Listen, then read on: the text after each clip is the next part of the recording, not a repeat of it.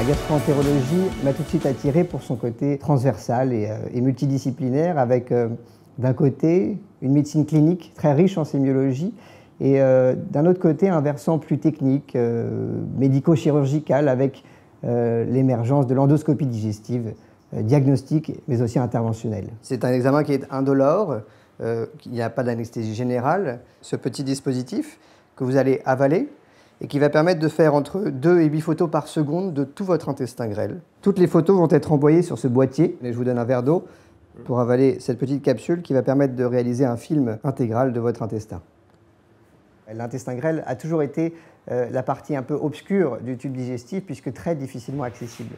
Cet examen est réalisé dans 2 contextes. Le premier, c'est le saignement digestif inexpliqué après une gastroscopie et une coloscopie normale.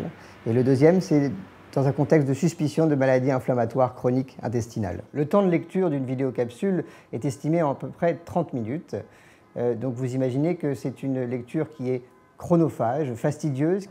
On s'est aperçu au fil des années, et en particulier depuis 2015, qu'il y avait une grosse demande sur la vidéocapsule. Et donc l'idée, ça a été de voir comment la vision par ordinateur pouvait apporter en fait une aide aux médecins de manière à détecter automatiquement les images. L'évolution du matériel étant ce qu'elle est, on peut tout à fait utiliser maintenant ce genre d'algorithme, et en particulier sur les données médicales. Cet algorithme est très performant puisqu'il atteint une sensibilité de 100%. C'est-à-dire qu'en présence d'une angiodysplasie, le test est positif dans 100% des cas. Il n'y a pas de lésion manquée, et c'est ce qui nous intéressait en tant que cliniciens.